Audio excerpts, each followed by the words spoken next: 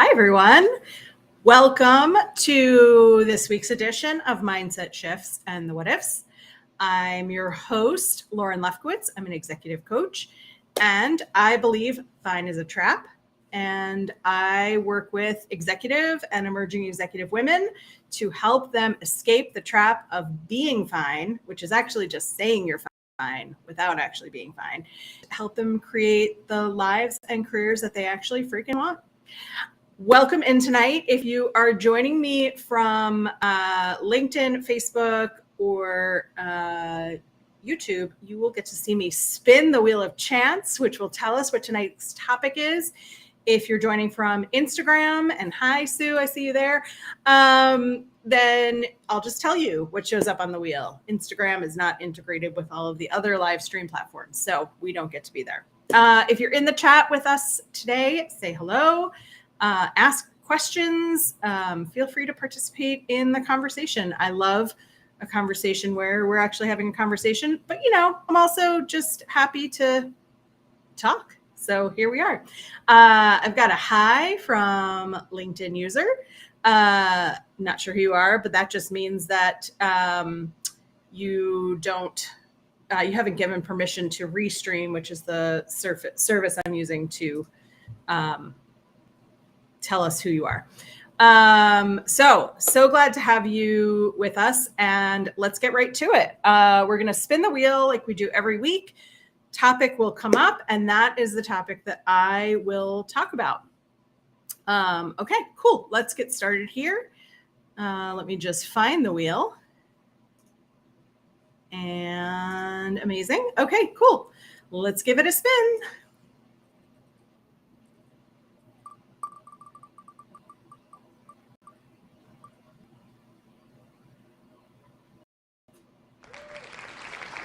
Ooh, how to quit your job. Amazing. Okay, so our topic for tonight is how to quit your job. And we're going to talk about not actually like how to give notice. We're going to talk about, hi, Ellie Jean. Thanks so much for joining and for telling us who you are. Appreciate that you're here. Great. So we're going to talk about how to quit your job, and we're not going to talk about like logistically how to write a resignation letter and leave. We're going to talk about how to decide to leave your job, how to leave nicely, but without bending over backwards, and how to leave in a way that looks out for you. So, if you know me at all, you know that I work with high achievers, workaholics, perfectionists, people pleasers. I work with the people who think that their life's mission is to serve others. And it is a great life's mission. It remains my life's mission after all of these years. But the way that I do it and the way that I work with my clients to do it is to do it in a way that is healthy, where you are still putting yourself first. So important. So when high achievers quit their jobs, they feel guilty. We feel guilty. When I left my last corporate job, I gave 3 months notice. That was too long. I knew it was too long when I was doing it. I actually gave 2 months notice, and my boss asked me for a third month, and I agreed to it. And then he asked me to consult after I left, and I agreed to it. And it was like my last hurrah in people pleasing. And it taught me a lot of lessons, which were first and foremost that I wasn't looking out for me in the scheme of quitting my job. And I was quitting my job to take my business full time. So I decided that my flexibility existed because I didn't have another place to go except for my own business. What I realized about halfway through was that I didn't really want to be there anymore. I stopped giving it my all, which is part of what I'm going to talk about. And I started integrating my business into my day. I still worked a full-time job. I still, took care of my work. I wasn't stealing from the company, stealing time from the company. But I had previously been an 80 plus hour a week worker. So for me to work 35 to 40 hours a week, which was the organization's requirement, was really challenging for me. For me to hand off work to whoever would be taking it over in the future was challenging for me. But what happens when you're a high achiever, and what happens when you are loyal to a fault, which many of us are, is that you worry so much about what's going to happen to your work, to your impact, to the organization, to the company when you leave, that you want to do everything you can to take care of the company the way that you want it taken care of after you leave. The big secret is after you leave, people will blame you for things that weren't your fault, your doing, your responsibility, because they need somebody to blame. People will miss you and miss the things that you've done, no matter how much you do to prepare for leaving. People will not realize how much work you do until you're gone. And nobody is going to appreciate your work as much as you want them to when you leave. So no matter how much work you're doing, no matter how much you have on your plate, when you give your notice, you have the right and responsibility to decide and then execute on what is going to work for you. If you have decided to quit your job, whether it's to go for another job, which is where most of my clients are, whether it is getting promoted within, whether it's starting your own business, whether it's just freaking like retiring and running away from all of the work world, you have the right to look at yourself first. We have made words and phrases like selfish and self-serving mean something bad, but they don't actually inherently mean something bad. They just mean serving yourself, taking care of yourself. That old philosophy of put your oxygen mask on first before you put oxygen masks on others. Because if you are passed out from lack of oxygen, you can't help other people.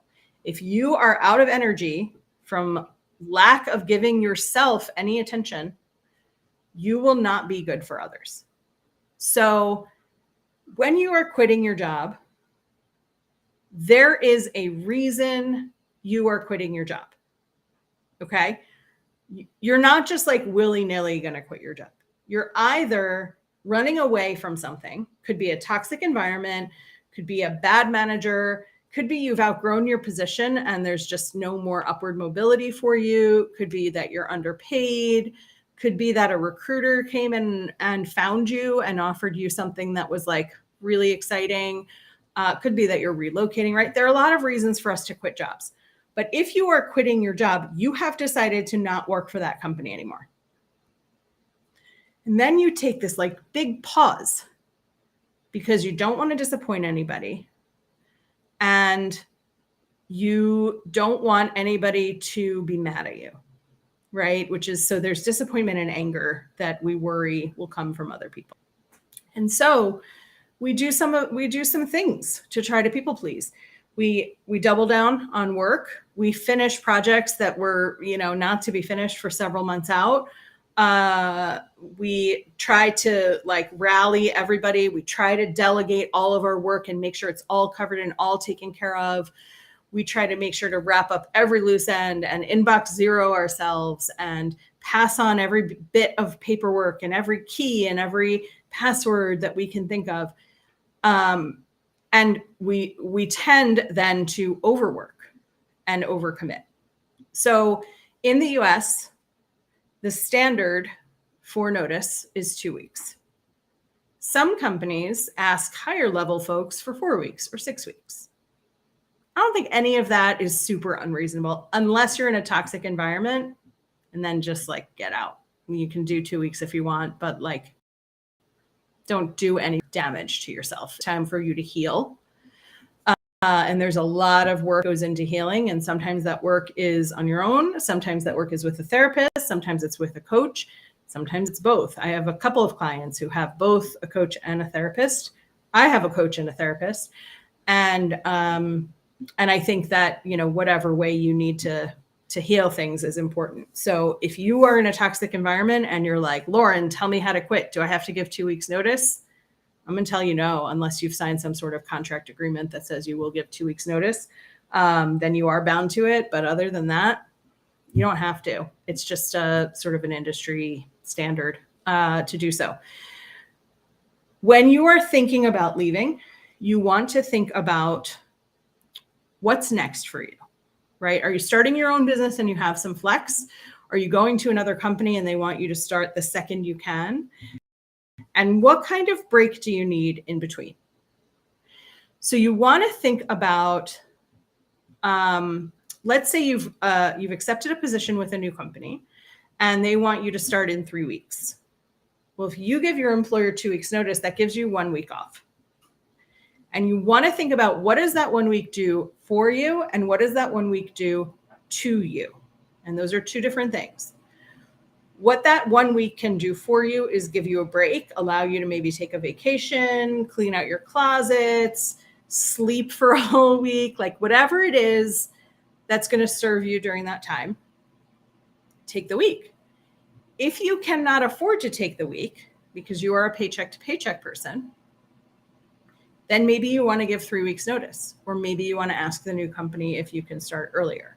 If you can afford to, from a financial perspective, I always recommend at least a week in between. I actually recommend more if you can afford to, but not everybody can. And I get that. And I've switched jobs where I couldn't wait to start the next Monday when I finished on a Friday. And I have switched jobs where I took time off. And when I quit my last job, I was starting my own business and I got to start at my pace. And that really worked for me. And then I've taken time off as an entrepreneur as well, to find whatever my own balance is, which 2 years in, I'm still figuring out.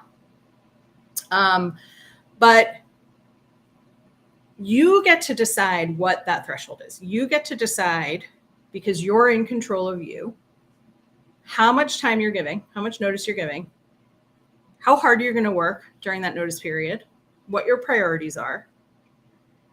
They're not going to fire you in your last weeks unless you do something like totally egregious, like, come in with an open bottle of tequila, drink at your desk, wielding a knife. Most of them do that. It would be maybe pretty funny, like, to try it, but I don't really recommend it. Anyway, so you, my computer tried to go to sleep. That was weird. So you want to make sure that you're looking out for you. What do you need in between jobs, and what is going to serve you in between jobs? Now, as far as your notice period goes, I regret that I did not give, in my organization, 4 weeks notice for executives. I regret that I did not give my 4 weeks notice and just cut the ties. I could have finished what I needed to finish in 4 weeks. And I could have done that reasonably and left the organization in good hands and ready to go. Where I felt I had a responsibility, because it was a small organization, a nonprofit, was that I really wanted to replace my position before I left. I didn't really need to do that. It wasn't my responsibility. That was my people pleaser, my inner people pleaser. It was her last act of service to the corporate world.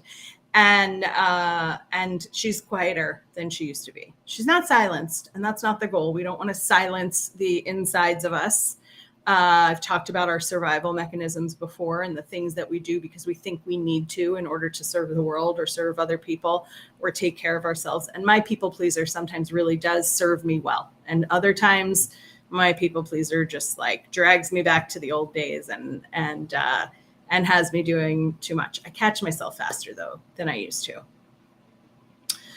But there is no reason, no matter how much you like the company, no matter how long you've been there, there's no reason to give months worth of notice. There is no reason to commit to doing all of the things before you leave. You are telling the company that you will no longer be there in a very simple resignation letter. If you joined this live to hear about resignation letters, dear your boss, I have decided to leave the company effective X date. Thank you so much. And you sign it. You don't have to gush about what a great experience it's been. You don't have to talk about how you're committed until the day that you leave. Just the basics. It's just for the record. It It goes in your HR file. Nobody's going home and framing the nice words you said in your resignation letter. But you really get to think about you at a time like this. You don't yet know what the new company is going to be like or what your new adventure is going to be like if you're not going to a company, if you're going freelance, or if you're starting your own company. You don't know exactly what it's going to be like. You don't know how stressful or how not stressful it's going to be.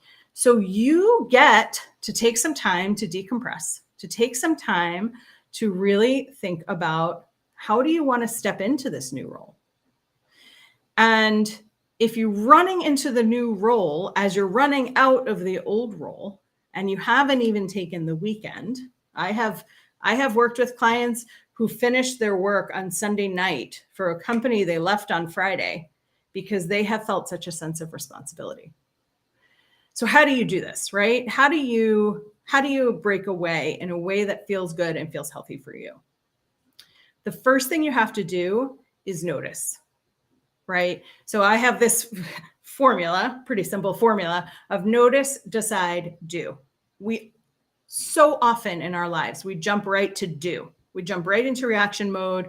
Oh my gosh, I got the job offer. It's confirmed. My background check is done. I have a start date. I got my resignation letter. And we just sort of automatically, I couldn't decide whether to say automatically or autopilot. So I said automatically, which, it's a combination of the two. So we automatically go to the doing. I got to give my notice. I got to give my 2 weeks. I'm starting with this company in 2 weeks or 3 weeks or whatever it is. So I'm going to apologetically go in and give my notice and say that I'm sorry that I'm leaving. Don't be sorry that you're leaving. If you're leaving to pursue something else, be excited. You get to be so excited about your new opportunity. And you get to decide how you're going to decompress, how you're going to get ready, and how you're going to walk into this new opportunity breathing, right? We forget to breathe. So the first thing is notice. Notice what your reaction to your next thing is. Let's imagine it's a job offer, because that's most of the people I work with are corporate people who are going from corporate to corporate. So you get the job offer, stop and notice. How's your breathing? Where are you reacting to this? Are you filled with excitement? Are you filled with fear? What's happening in your body? What are you feeling? Are there butterflies in your stomach? Totally normal. Do you instantly jump from, oh my God, I got the offer, to, oh my God, I have to give my notice. Oh no, I have to give my notice.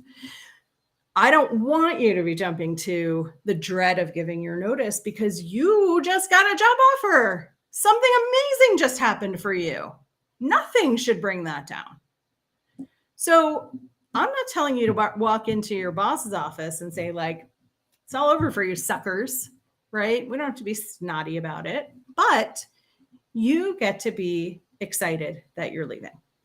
When I gave my notice at my last corporate job a couple of years ago, what I was proud of myself for was that I walked into that conversation, virtual conversation. So I just zoomed into the conversation, but I zoomed into that conversation and I said to my boss, I have some news to share with you, and I'm really excited about it. And I said, I've been running a side business for years and years, and I've gotten more intentional about it over the last little while. And I'm really excited that I'm going to take the business full time. That means I'm going to be leaving the organization. So I wasn't gloating. I wasn't like pointing in his face and saying like, haha, sucker, I'm leaving the organization. And I felt sad for him. He was a new CEO that I was leaving the organization at a time when he was just onboarding. And I was really excited about my next opportunity, as you should be when you have a new opportunity. So I didn't say, I'm sorry that I'm leaving. I didn't say, I'm sorry, I'm leaving you in the lurch. I didn't say, anything about being apologetic for leaving. I was excited to leave. And I shared the news with him. And when you share good news with somebody, they should congratulate you. A lot of bosses don't. A lot of bosses are like, oh, crap. When I quit my first job out of college, my boss said, oh, F, right? I don't know. Am I allowed to curse on social media? I still don't know. Well, I'm gonna. He said, oh, fuck. What am I going to do? And then he was like, oh, I guess I should congratulate you. Right. So that's not like an ideal reaction. He also was not an ideal boss, did a lot of drinking at lunch, and had a girlfriend in every city and a wife and daughter at home. So I didn't have a lot of respect for him as a human, but it's kind of like it kind of equates to when somebody tells their boss that they're pregnant and the boss's reaction is like, oh no, what are we going to do without you? Instead of congratulations, you're having a baby. That's really exciting. So your boss's reaction typically is not going to be super positive unless you have an amazing boss. And I've had those too, where I've told my amazing boss that I was leaving and they've said, wow, congratulations. That sounds really exciting. I'm sorry to lose you, but that sounds really, really great. So, so you get to be excited. You're walking into something exciting. You're not just leaving. You're walking into something probably pretty exciting for you. So you get to go in, give your notice, be excited, be sure about your end date. That's an important one. So you've noticed what's going to happen to you, right? You've noticed these feelings of, I feel like I should apologize. I feel like I should be sorry. The next thing you want to do is decide. So you've noticed, you're deciding, I'm not going to say I'm sorry. I'm going to be excited without being gloaty. And I'm going to have a specific date in mind that is my end date. And you go in with that end date. You also have to decide, is your end date negotiable? So if you're going in with 2 weeks notice and you think your boss might ask you to stay longer and that works for you, you can go in with 2 weeks and be willing to go to 4 weeks or 6 weeks, whatever it is. I wouldn't go more than 6 weeks. You get really antsy to get out of there if you're staying more than 6 weeks. And even 6 weeks feels a little bit long. I probably would say 4 at the max, 2 if you're not at management or executive level. But you want to know and not have to decide on the spot. Am I willing to stay longer? Should I leave earlier? What do I need to ask? All that kind of stuff. You want to know. You want to have decided definitively that you're leaving. Don't take a counteroffer. Unless you were interviewing so that you could get a counteroffer, which is like also not a great idea. You're leaving for reasons. The reasons are almost never money. And when they are money and then the company comes up with money, your brain is like, your brain is like, I don't want that. I don't just want money now. Why was there no money before if there's money now, right? Like, why wasn't I valued before? So I always recommend don't take the counteroffer. If you take the counteroffer, there had better be more money at the very least. And like the title and the whatever. But, don't take a counteroffer just because you feel sad for your boss. So when you go in to give your notice, you want to have decided. Then you move to do. You set up a time with your boss. You get in a room or a Zoom room or on the phone with them. If they are out of the office, that does not delay your notice. You get to give your notice when it is right for you. If they're out of the office, you send them an email and you say, it's unfortunate that I have to send you this email now, but this thing came up. And unfortunate is different than sorry. You're not sorry that you're leaving. It's unfortunate that you have to give your notice over email. Then I would also follow up with either your boss's boss, if they're in the office, or HR, so that somebody gets the notice on the day that you want to give the notice that you're leaving. And you will have already decided if you're willing to stay longer. You will have already decided if you're going to accept a counteroffer. You will already have decided how much time you're taking off between jobs. And so when you're in now this doing phase, you don't have to scramble to figure out what you want to decide. You will have already noticed what your reactions and responses will have been and what your anxieties are. You will already have decided what your limits are. So now the doing is so much easier because you're not in this heightened react, fight or flight mode because you're anticipating what they might talk to you about. So if you are quitting a job, congratulations. I'm excited for you. If it means you're going to something new and exciting and you can take some time off, do it.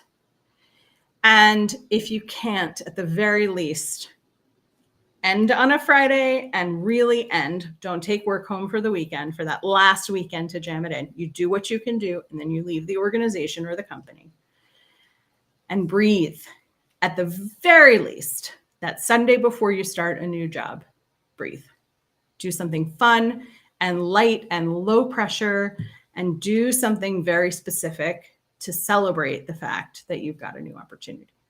I'm going to leave you with that. Have an amazing night. Thank you so much for joining me, and I will see you tomorrow night. If you're going to join us for Beyond Fine, there's a link in the description on LinkedIn and Facebook for you to join. And if you're not going to join us tomorrow, then I will see you next week, same time, same place for another episode.